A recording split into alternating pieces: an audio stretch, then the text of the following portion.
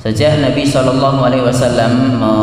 diturunkan kepada beliau Al-Quran ini, orang kafir sebenarnya tidak percaya bahwa Al-Quran itu turun dari Allah Subhanahu wa Ta'ala, bahkan menuduhkan bahwa Al-Quran itu karangan Nabi SAW.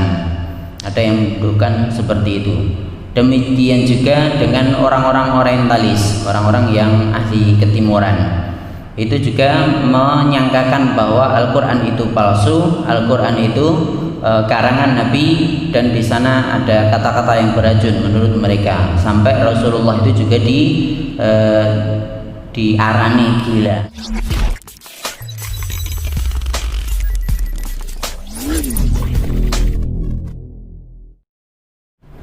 Bismillahirrahmanirrahim. Assalamualaikum warahmatullahi wabarakatuh. Innal hamdalillah nahmaduhu wa nasta'inuhu wa nastaghfiruh wa na'udzu billahi min shururi anfusina wa min sayyiati a'malina. May yahdihillahu fala mudilla lahu wa may yudlil fala hadiya lahu.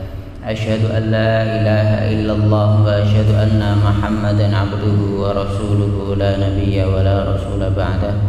Qala Allah ta'ala fi kitabihil karim, a'udzu billahi minasyaitonir rajim. Ya ayyuhalladzina amanu taqullaha haqqa tuqatih wa la tamutunna illa wa antum muslimun. Allahumma rahmna bil Qur'an. Hadirin jamaah salat subuh yang dirahmati oleh Allah Subhanahu wa Ta'ala. Marilah dalam kesempatan ini kita tingkatkan iman dan takwa kita kepada Allah Subhanahu wa Ta'ala.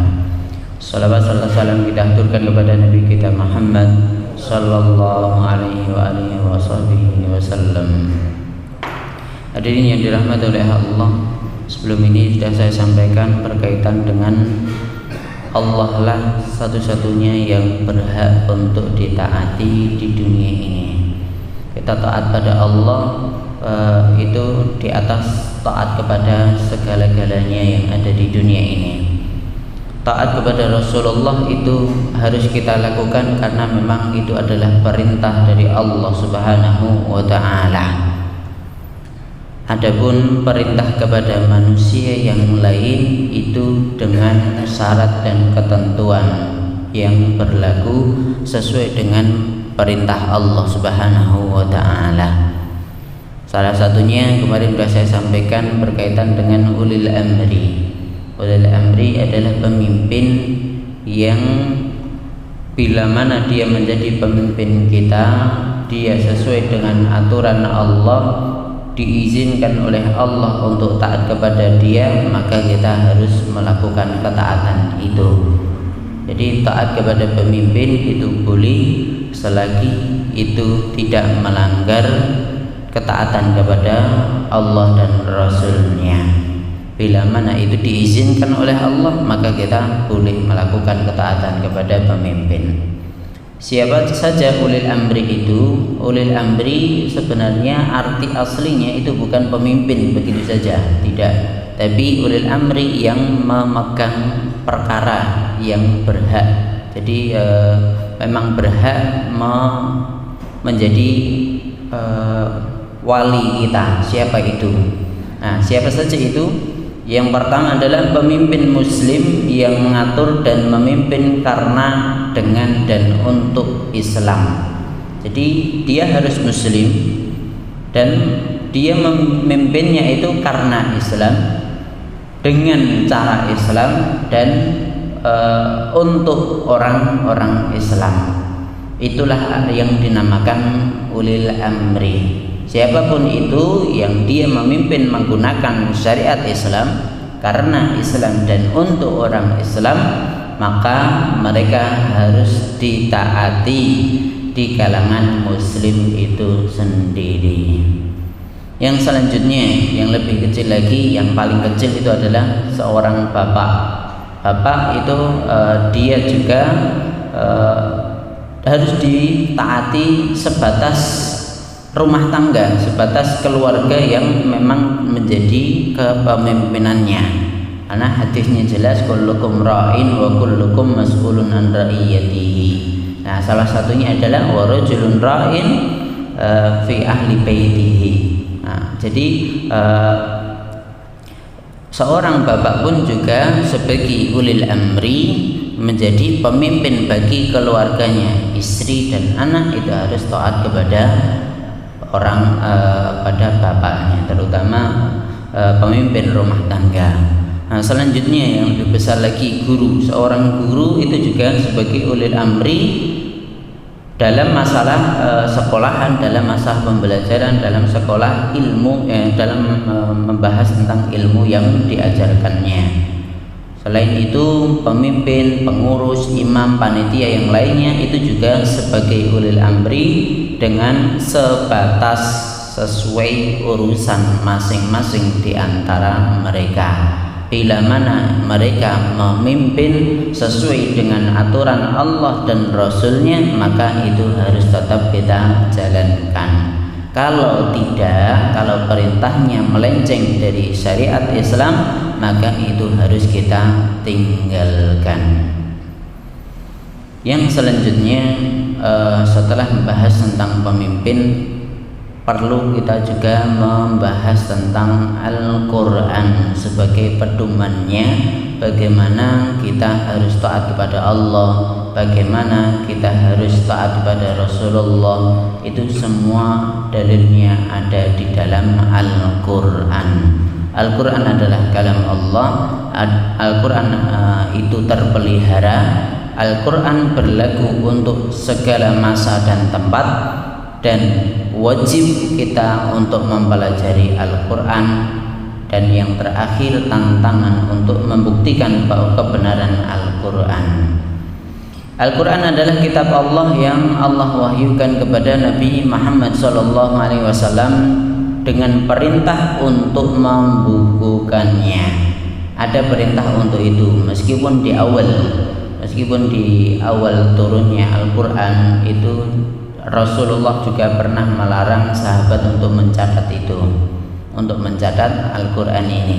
Tapi di akhir-akhir, karena Al-Quran itu juga tidak sedikit juga ayatnya, suratnya juga banyak, juznya bahkan juznya ada 30 juz.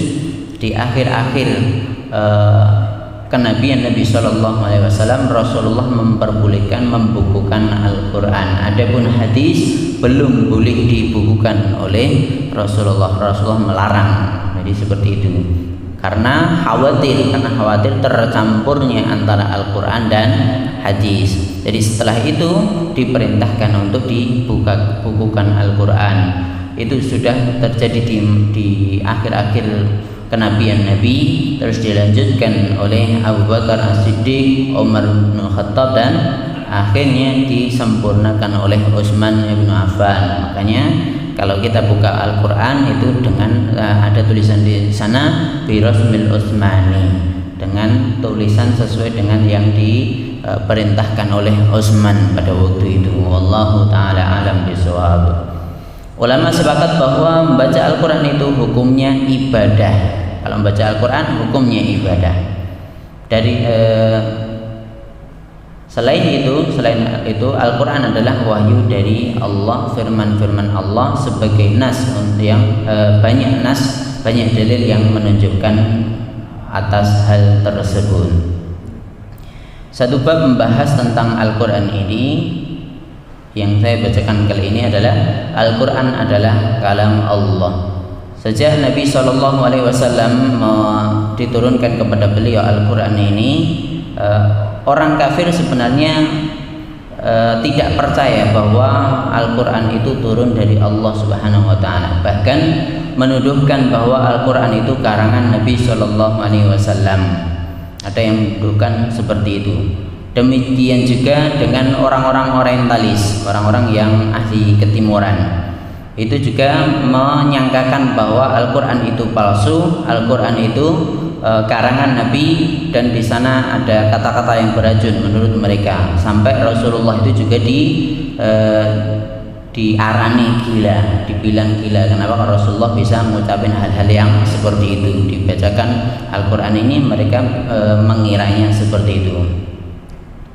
Bahkan yang disampaikan oleh Nabi itu juga ada yang membahas tentang kisah-kisah sebelum Nabi Shallallahu Alaihi Wasallam, sehingga mereka menyangka bahwa Nabi cuman membaca dari kitab-kitab sebelumnya atau tahu dari guru terus disampaikan gitu saja, sehingga mereka menyangka itu cuman plagiat saja.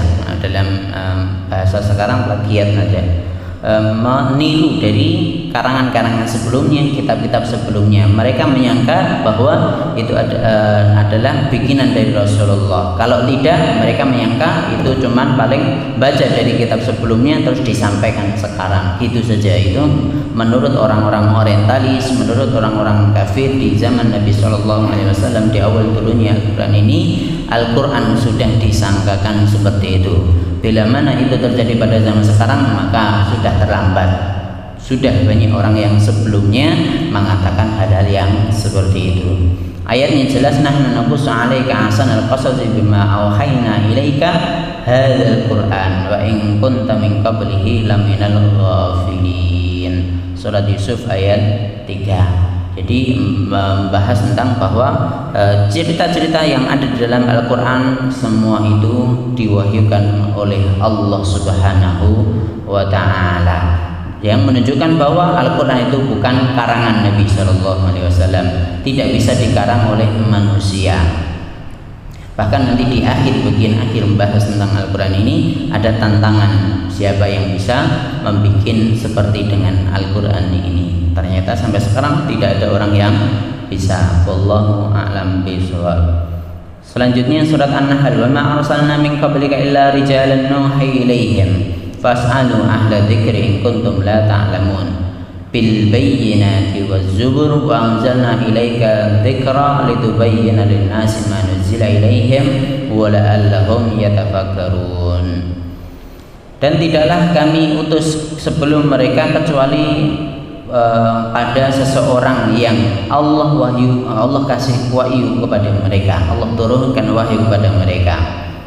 Fas'alu ahla dzikri in kuntum la ta'lamun, tanyalah kepada orang yang tahu tentang ilmu ini jika kalian tidak tahu. Maksudnya tanya, ada orang-orang sebelum Nabi Muhammad itu tanya, ada orang-orang yang pintar. Kalau Allah turunkan wahyu itu pasti pada seseorang, nggak mungkin kok langsung turun Al-Quran secara langsung. Al-Qurannya satu kitab langsung turun, tidak, pasti turunkan kepada orang yang tertentu. Bil bayyinati waz zubur, dengan membawa keterangan, diturunkan dengan keterangan dan az-zubur seperti kitab-kitab sebelumnya. Wa anzalna ilaika dzikra litubayyana linnas, dan kami turun begitu pula Allah juga memberikan kepada engkau wahai Rasulullah sallallahu alaihi wasallam adzikra, peringatan, yakni Al-Qur'an ini, litubayyana linnas, supaya engkau bisa menerangkan kepada manusia ma nuzila ilaihim wa la'allahum yatadhakkarun, apa yang diturunkan kepada mereka supaya mereka berpikir. Ayatnya jelas bahwa menunjukkan Allah menurunkan Al-Quran ini kepada Nabi Muhammad sallallahu alaihi wasallam. Semua yang turun itu adalah kalam Allah, adalah firman Allah Subhanahu wa ta'ala. Masih banyak ayat-ayat yang membahas tentang bahwa Al-Quran itu adalah kalam Allah yang Allah turunkan, yang Allah wahyukan kepada Nabi Muhammad SAW, dan supaya disampaikan kepada manusia yang sezaman dengan Nabi dan disampaikan kepada sampai akhir zaman. Wallahu ta'ala alam bisawab. Mungkin ini dulu yang bisa saya sampaikan, insyaallah dilanjutkan di pertemuan mendatang. Wa aqulu qawli hadza wa astaghfirullah li wa lakum walhamdulillahirabbil alamin. Wassalamualaikum warahmatullahi wabarakatuh.